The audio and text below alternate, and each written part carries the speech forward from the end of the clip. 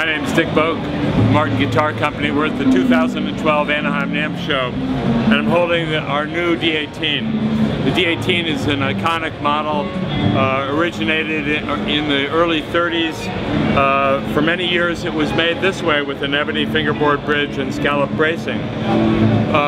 In more recent times we've offered many different versions of D18s. The standard D18 was kind of an anomaly that it didn't have scallop bracing like the pre-war models.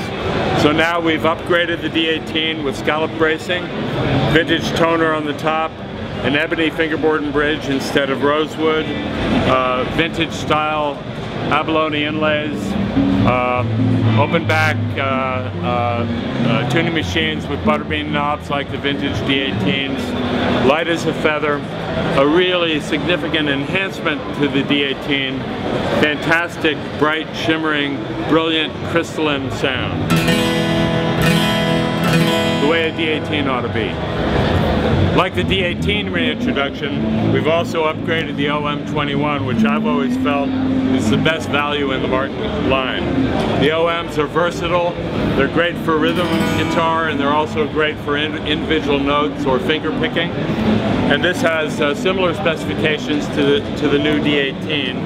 Vintage toner, ebony fingerboard bridge, scallop bracing, Delmar tortoise pickguard, open gear tuners, East Indian rosewood back and sides, a really warm, balanced, versatile instrument, best value in the Martin line. So, I'm holding a very special guitar made for John Mayer. This is the John Mayer 0045 SC Stagecoach edition. There's only going to be 25 of these special guitars made. A lot of these ideas came directly from John. This guitar is made with incredibly beautiful cocobolo back and sides, prized for its orange-black beauty, but also for its Brazilian rosewood-like grain.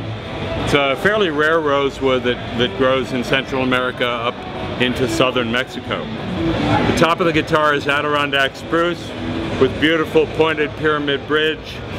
John wanted a pickguard. This is the OM teardrop golden era style pickguard.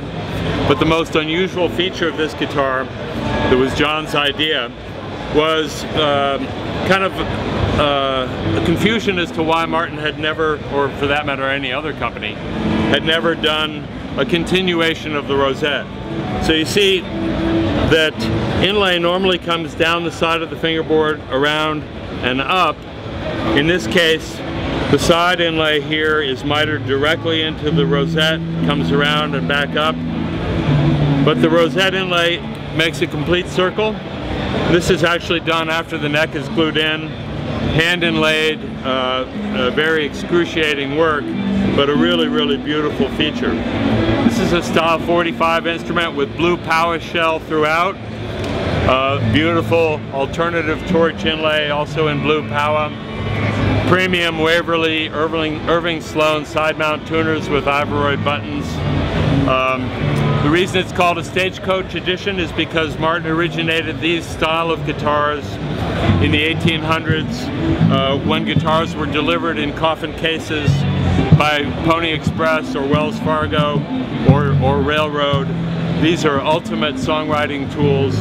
Of course, John loves the OM guitars for stage use, but this is going to be his primary songwriting guitar.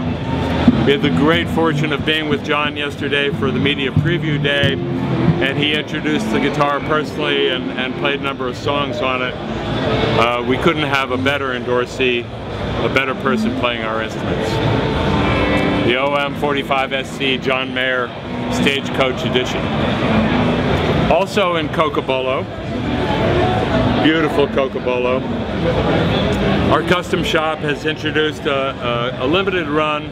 We're doing more and more of this every year, anticipating and actually making some custom shop decisions in advance for the customer. So this is like the John Mayer, an Adirondack spruce, hide glue construction, cocobolo back and sides, enhanced herringbone D28 through the custom shop with traditional snowflake inlays. Beautiful Waverly open geared tuning machines, scallop bracing, in most respects made with authentic style construction, the beautiful deep, rich bass, stunning guitar.